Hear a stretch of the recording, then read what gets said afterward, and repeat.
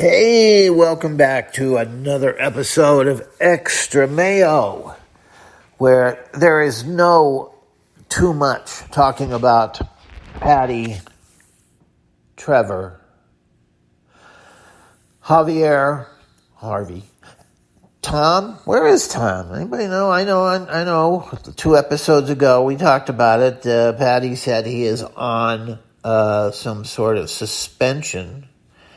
But also we've got the untimely disappearance of Zach, and we will be talking about that because there's an update on that tonight.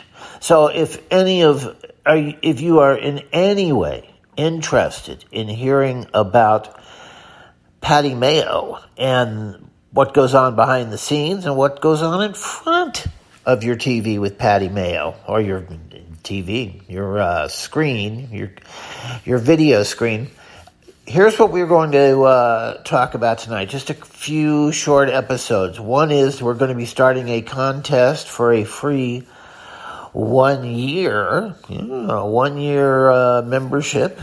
That'll be fun. And the other part is we're going to be looking into what are the odds of Zach coming back. Why did we love him so much? And a couple other miscellaneous. We've had a couple of the usual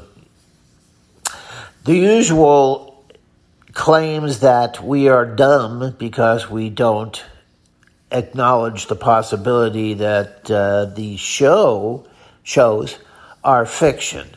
I think it was 6 or 7 different people wrote in and said that us people are dumb because we are not even realizing that there is a possibility that Paddy is making this stuff up.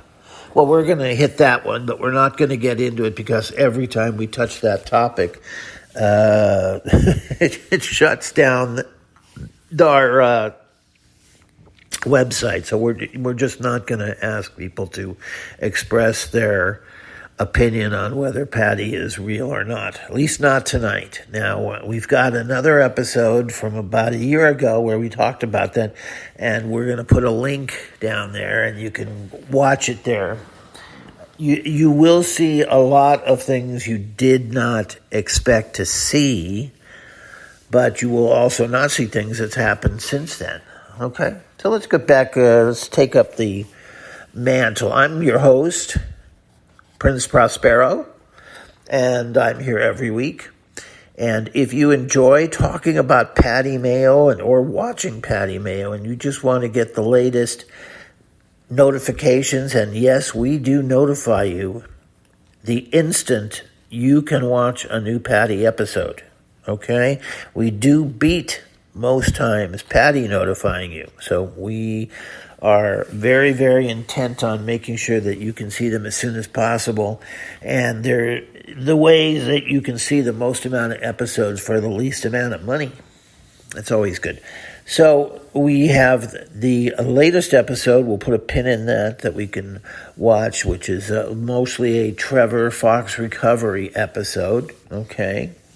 But the first thing that we want to clear up, because we're being asked about it every week, is where did Zach go? Okay, well, here's the rumor. Here's the behind-the-scenes rumor as to what happened.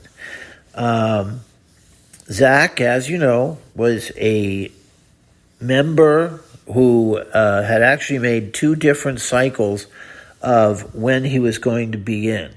And as you could see, his character was very, very different in the 2 episodes. The episode in which he filmed out west, he was a tough sheriff type guy with a gun, and took people into custody by himself, and he was just a very knowledgeable. He looked like the guy you'd want to have with you if you were bringing in a person who had skipped bail. Stick a pin in that. We're going to have a long discussion today about skipping bail. Well, Zach came back for the episode that has to be filmed in Florida. Why does it have to be filmed in Florida? Thank you for asking. Because Florida was the last state out of all the states that had a system where you could get bail through a private company, a bail bondsman, and then when you didn't pay your bail, they could send out a private person, not a sheriff, to rope you in for skipping bail. In other words, you didn't go to court on the date you promised, and so the bail bonds person had lost their bail.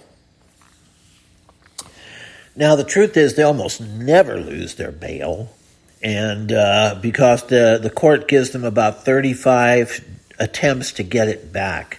So as long as within a year or 2 or 3 somebody drags you back in, whether it's a Paddy Mayo or an actual law enforcement personnel, once they bring them before the court then reinstates the bail. In other words, gives it back so that the bail bonds person will get it back.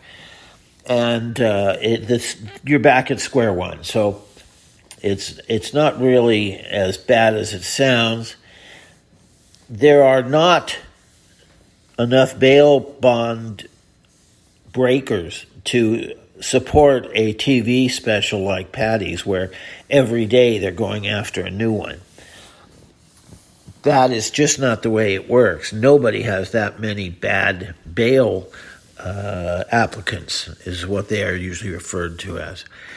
So if you do a little bit better job of screening the people who come to you, if you're a bail bonds person, and making sure that this is a person who is going to go to court, and they have long lists of things that you would not believe that they look at to see if you're going to court or not. And they can figure out by sitting and meeting with you, and they don't tip you off that they're interviewing you, but they just ask you a bunch of questions about your home and your wife or your husband or your both, and they ask you all these questions, and really and truly, under the table, they're filling out a form that will tell them at the end of the conversation, if they've filled in the boxes correctly, what are the odds of you going to court? And that gives them the decision. Are you going to court? Should we lend this person the money? And that's really what bail bond is. Now, here's the thing that you really have to understand to take this. This is the big picture of why Paddy is forced to go to Florida and now probably to the Philippines. There were only 2 countries, 2 countries that allowed bail bonds people. In every other country, including Mexico, if you skipped out on the money you put up to the court as your security that you would be there on your court date, a sheriff went after you, a law enforcement agent, a person who worked for the police or the sheriff. We'll get into that later, what is the difference. But it doesn't matter as far as this is concerned. That's who went after you. And it was all done that way. No private person would come climbing into your window and zapping you with the Zapatista, as we call it.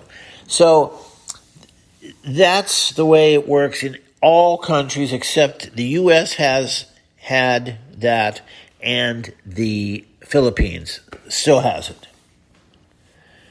Well, not long ago, about 7 or 8 or maybe 10 years ago at the longest, some of the judges, and I've been in the middle of this controversy. I won't go into it today, but we can talk about it if anybody writes in and says, well, we all want to hear the inside scoop. Some of the judges start saying, you know what? This bail system, it's unconstitutional. How did it get by so long? Well, it got by so long because the bail bondsmen, and they have a lobby in each state, had a lot of pull. They had a lot of money. And they kept the state legislatures primed with money. So the states kept it legal. But in fact, the judges just started saying, wait a minute, I'm sentencing people to jail for being caught out on, having broken their bail. And if they were rich, if they had just sent more money down there, they probably could have gotten away with this. And so really, this is a system that only puts poor people in jail. The bail bond system never puts wealthy people in jail. And most judges said, as soon as that was put out, it was put out in a long article written by somebody out of the University of Texas.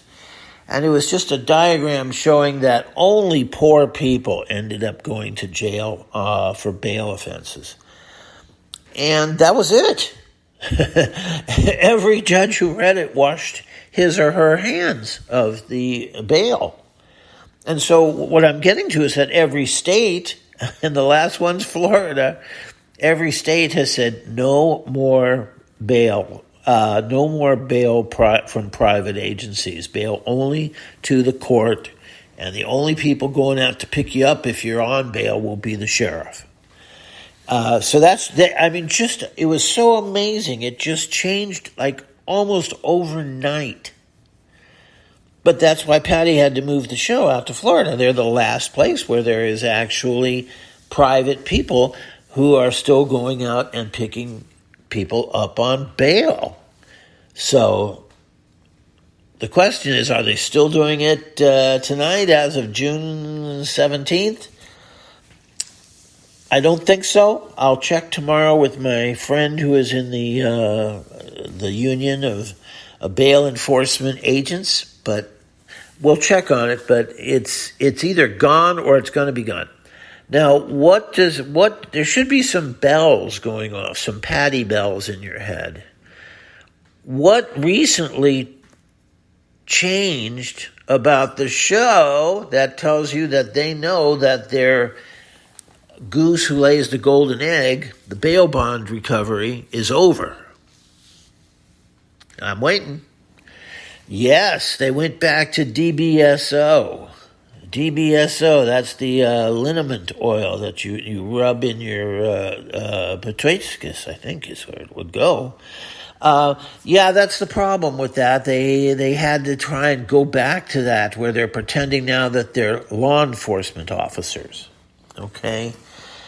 And they had to do that because there's no bail agents, and they're just afraid, if we look down in their questions down below, that there are going to be just too many people saying, hey, my brother, who was a bail bondsman, is out of business in Florida. So how are you still going around picking up people on bail?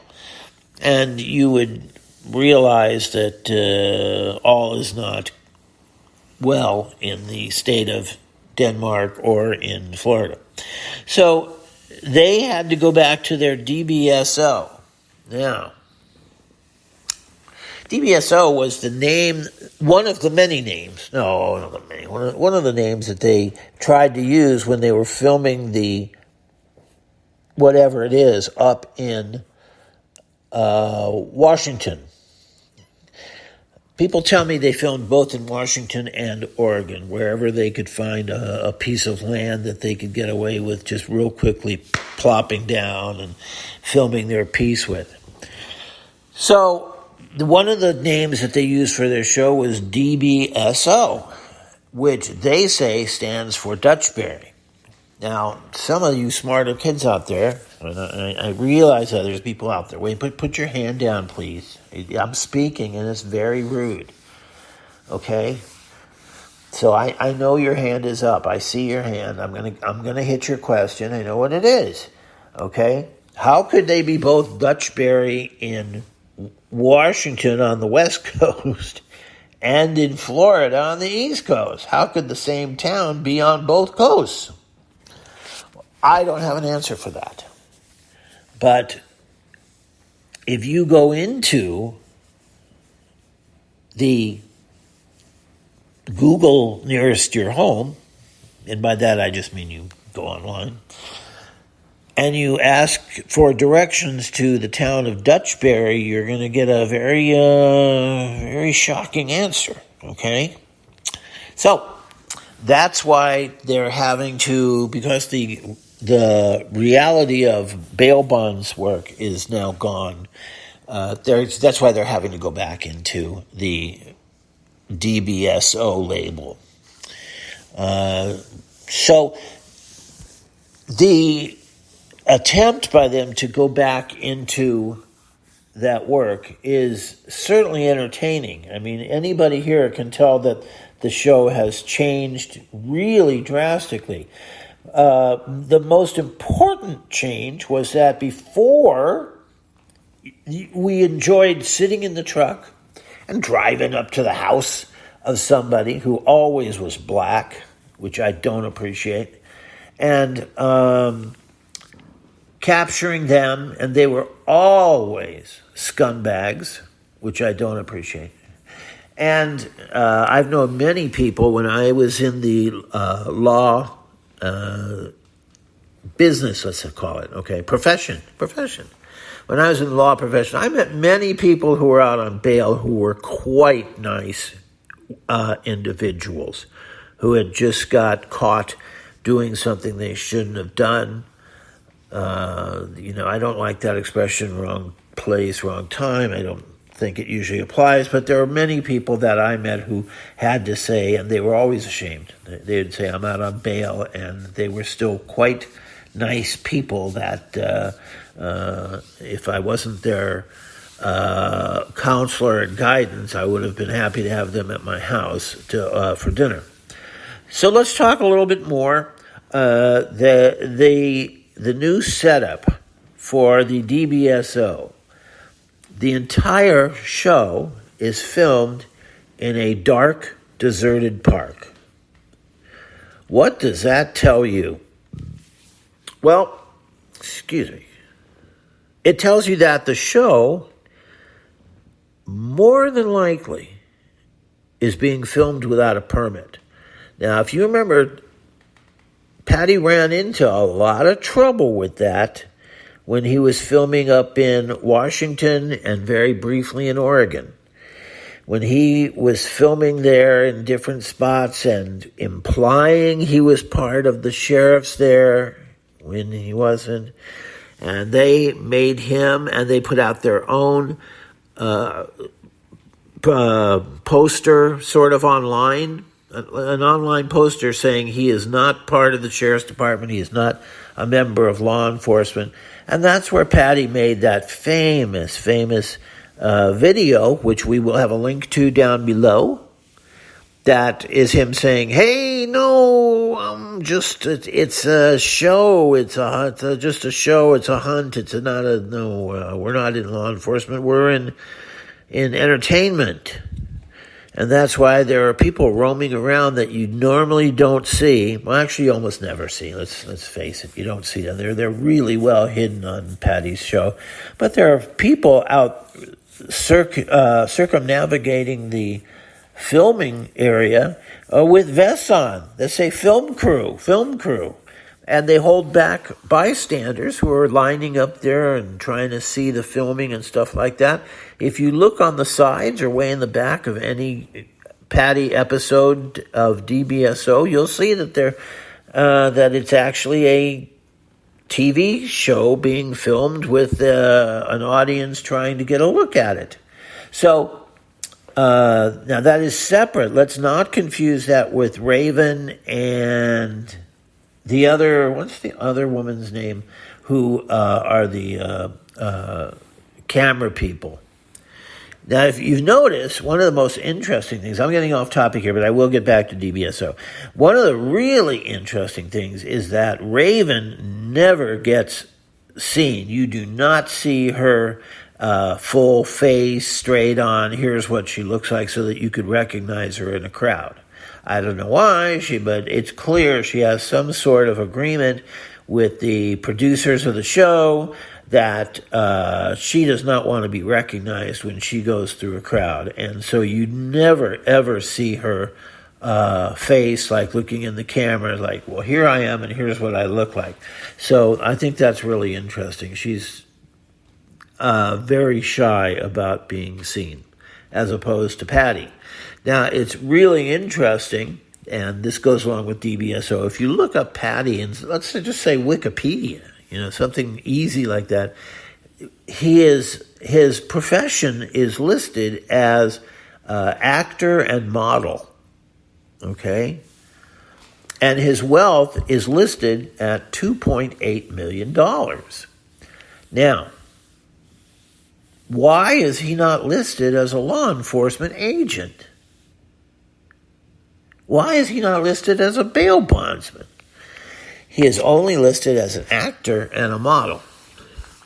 Well, I'm not going to answer that question because it'll start up too much of a war here, and I don't want that again. I do not want another outage based on fighting teams about is it real or not. But I'm going to tell you something that you might find relevant. You might find it irrelevant. And remember, irrelevant never forgets. Okay, let's take a similar show. No, let's take a sip of coffee. How many, don't raise your hands again. How many of you enjoy, like me, Pawn Stars? Get it? It sounds like porn stars. So they called their show Pawn Stars. How many of you enjoy Pawn Stars? Okay. There are the older episodes when the show started out, and there are the current episodes. You can't really tell much of a difference. I mean, how much difference is there other than the absence of the old man, which I couldn't wait for. But my point that I'm getting to, and how does it relate to Paddy Mayo? Well, did you know that the show Pawn Stars is filmed on a soundstage? What? Yes, it is filmed in a soundstage. It's not very far, really, from the actual pawn shop. I would say, hang on here, it's a mile. It's a mile from the real pawn shop. And it's just in a very, like most sound stages, it's just in a shitty, one of those parking lot places where there's like 16 units and the parking goes down the center and you just drive in and go around a loop and you go by all 16 units. Well, one of those doors with no label on it is, when you go inside, it is a duplicate of the real pawn shop. And they have enough crap on the wall, so it's really not very valuable at all. The whole place could burn down and they'd probably lose $1,000. But that is where they have you come if you have an item that's worthwhile, or if you're an actor and they want you to come in and act on TV and pretend that you're actually pawning something. In other words, the very sad news I'm giving you is, and this has been the way for at least 7 or 8 years, Pawn Stars is completely fake. It's filmed on a sound stage, which is in a warehouse in Las Vegas. And that is the only time, that Rick and Chumley go into the pawn shop. Those people are rich actors. They don't need to go in and work in a pawn shop. They sit at home with a lot of money and make between $500,000 and $1 million a year. Why would they go in and work at a pawn shop and deal with jerks? If you go in the pawn shop, if you're lucky, you might see one there for a minute or two doing something, usually publicity. But they don't work in those stores. They don't work at all except as actors. And where do they work as an actor? At the pawn shop set, which is nowhere near the silver and gold pawn shop, or is it gold and silver? The pawn shop has nothing to do with them, just about. They own it, and they act out that they work in it. But the one where you see the actions taking place, it's not an accident that it's always the same exact shot, the L-shaped shot where it's going down the long row and then it turns to the right at the end. That's all there is. That sound stage that they're using doesn't have any more than that. If you went down that row and turned right, you would be in a great big garage that's full of motorcycles, it's got cars, it's got a bunch of machinery that's being stored for the real pawn shop. So that's where they store it. If you've got a gumball machine or a Coke machine or something like that, it's all stored back there off of the sound stage. There's also another TV show that's shot there that has a sound stage that I'm not at liberty to disclose. But if you saw it, if somebody snuck in there with a camera, well, I guess you don't have to sneak in with a camera. There's tons of cameras in there. So, and filmed the other sound stage, and it's the same exact thing. It's like 1/8 of the property that supposedly they work in. And if you saw them standing there, you'd say, I didn't know that was a sound stage, that this was filmed here. Yeah, it is. What? I got and what is a sound stage? Okay, thank you. What is the difference between a sound stage and what's sometimes called a silent stage? Okay, a sound stage is one where it's got microphones and they record the sound live. So when Rick is at the bogus counter with the bogus things inside, the trinkets and guns and things, and he talks to the alleged customer, it's being recorded on microphones and it will be used in the show, although if there's a mistake, it will be overdone. And if it was just too quiet, which is a lot of times the problem with Pawn Stars, they will add crowd noise. And if you listen carefully when the episode starts, you hear, it sounds like crowd noise. Well, that means they added it. That's called Foley. And that means that the Foley people have added the sound of people in a busy day wandering through a pawn shop looking at all the deals. But it's no coincidence. I mean, why did you think the people in the pawn shop don't walk over to Rick and say, Rick, you're here. I didn't think you'd be here. Look, hey, everybody, Rick's here. And Chumley. And what about Junior? What's his name again? Those people, why do you think nobody ever looks at him and says, hey, are you doing the show now? I want to be on TV. Why do you think they don't do that? Because all of the people inside the sound stage of Pawn Stars are extras. They're actors. And they're paid to wander through there and look at the counters and pretend that they're interested. And most importantly, the number one thing they're paid to not do, they must never do, is look at the camera. You must never look at the camera, because if you look at the camera, it kills the scene. So if you look at the extras as they wander through and they're looking at this on the wall and that on the wall, they never, ever will look at the camera. Oh, here's a camera coming through right next to me with a producer and a big light at the top and a director behind the cameraman. And no, they have to absolutely pretend it's not there. That's the nature of extra work.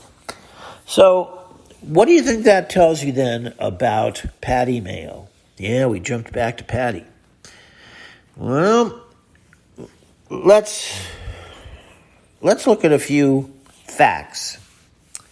And then next week, I want you to bring in your homework and say, what do those facts say about Paddy Mayo and DBSO? Okay. They work in a town called Dutchberry. My Google says there's no place named Dutchberry anywhere. There's no such town. Okay, Trevor then says that Dutchberry connects to another town called Greenberry, or something like that. And my Google says there's no two towns that connect like that. That's a non-existent relationship. Now, one of you out there, or 10 of you out there, might have noticed that Dutchberry has not actually, they haven't said that it's in any particular state. Is it supposed to be in Florida? Is it supposed to be somewhere else? Well, we don't know. But here's what I would like you to send in on, and I'll tell you, if you send in something really clever, down below, if you put in a really clever entry, and I'm the only judge, I will give you a 1 month membership into Paddy Mayo. Or, if you're not that clever, Fox Recovery. Now, here's the fact. Let's just call it a fact, and that I want you to address, and you tell me, what do you think it means? When you look at them, and you look at their uniforms, which I can't help doing because that's part of my previous job, when you look at their uniforms, there's no locale mentioned. Absolutely none. DBSO is in the tiniest letters. Paddy was hoping to get away without writing that on the badge, is what I believe. But okay, so it says Sheriff, DBSO, and there's no mention of, well, what county is that in? Well, what state is that in?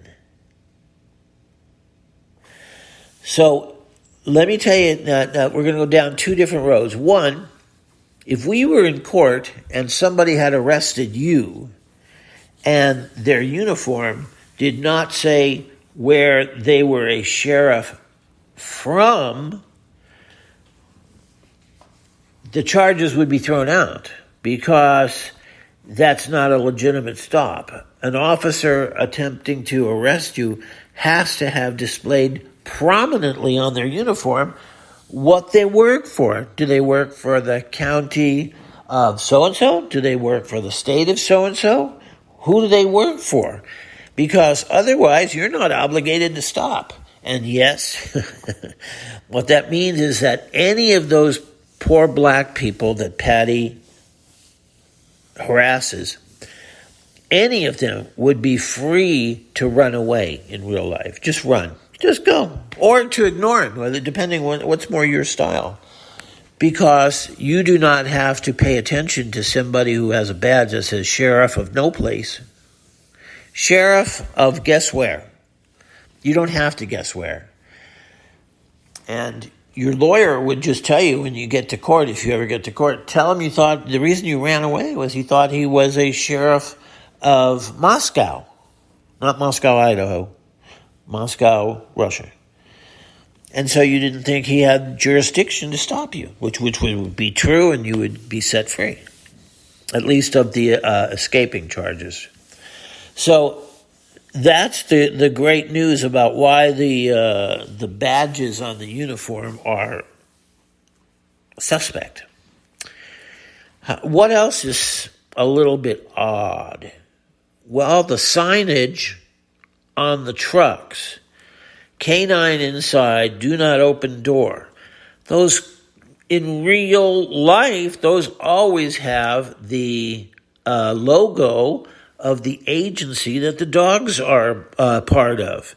The dogs are actually the property of the sheriff's department, and whatever sheriff's department it is that those dogs belong to, they have their emblem on the door.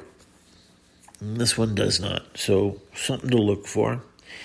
How would it happen that you work in the town of Dutchberry and all of the action in your town, and by action I use that in the police vernacular, where they're having arrests and things, criminal action, all happen in this one place? Why is there never a stranger helping Paddy and Trevor? Why is it that they never yell for backup unless it's Harvey? The only backup that shows up is Harvey and Tom. Tom's in some of those. I know I should be trying to figure out which one is Tom in and why was he suspended, but I'm not having any success finding that out, so I'm very sorry about that. I got no info for that, but I might next week. So if you will click the subscribe button and you subscribe, you will be immediately notified as soon as I come online next week, and again, it will be next Friday. I will let you know if I have found out what the suspension of Tom was for. Now, I do know that he will be back by next week, which surprised me. But, hey, I don't make the rules. He will be back next week. Okay, so he'll be back. They never tell you why a person is suspended because it's too much of a risk that they'll be sued. So the HR department of the production company will say, and we don't really know if Tom was suspended. He might have another gig. We'll tell him, no, if you really suspended him for something he did, you can't discuss it. It's protected. So why is it? Now, here's a really interesting one. I want the guys to answer this one. All right. Now I want you to send in, look down below. If you're on YouTube, down below, see where you answer questions. I want an answer from you on this question. Why has Paddy never lost a fight? Anybody who really fights knows that does not happen.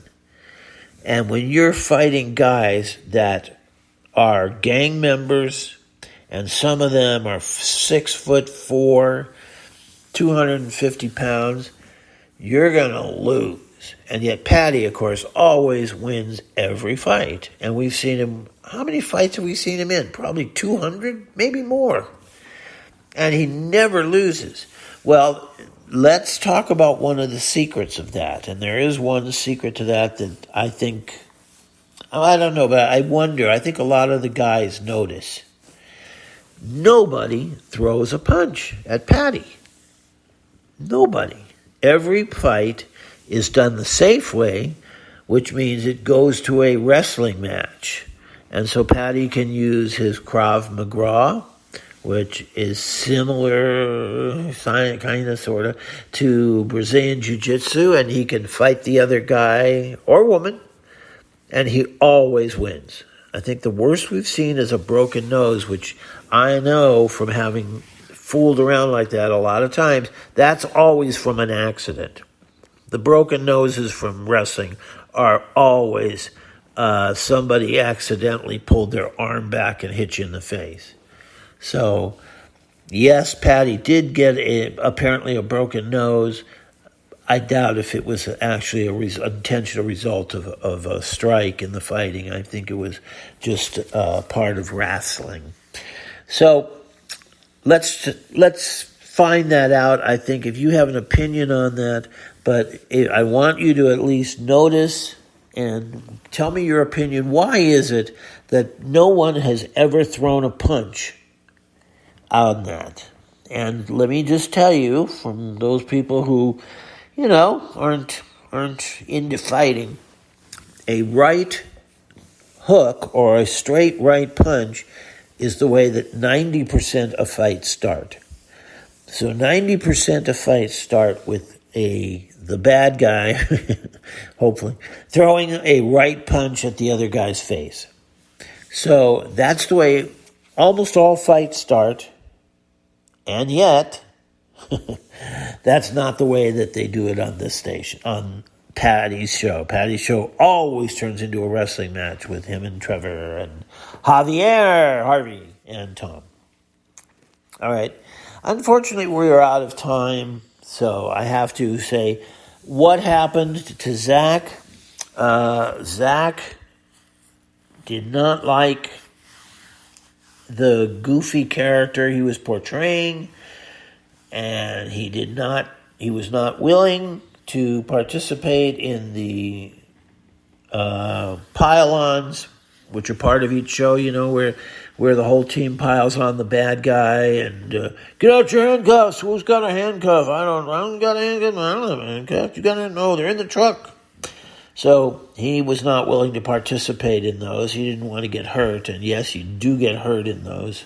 So he's back at his gig that he had before that. He's got a show out of Los Angeles where he is a stringer and into the night. And it's a boring show. About, you just missed some real action. If you'd have been here 5 minutes earlier, you'd have seen the most amazing thing. But because you're only here because somebody called in about it, you missed it. And so it's a show about having missed exciting events. Also has one of the most bizarre way of placing the actors in that we have Zach in the driver's seat, and he has long conversations with the woman in the passenger seat who's like an assistant, camera operator. I think she's an intern of some sort, and yet we never see her.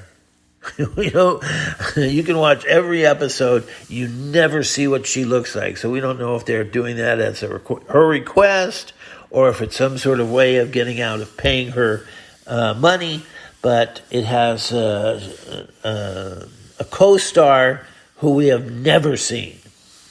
Wonder where he got that from. And with that, I'm very sorry to say we are out of time. I know, I said we had a lot of things we were going to talk about. All right, what I'll do is I will go back through them and we'll save them for next Friday. Please subscribe. If you subscribe, they will put this as a banner below Paddy's show, and so everybody who watches the latest episode of Paddy Mayo and DBSO will get an invite to come here and discuss it, and we can all discuss what we saw, what we didn't see, what we expected to see, and we will not discuss the topic that is off limits, which is is it real or is it not? And with that, I'm Prince Prospero at gmail.com. And I will talk to you next week.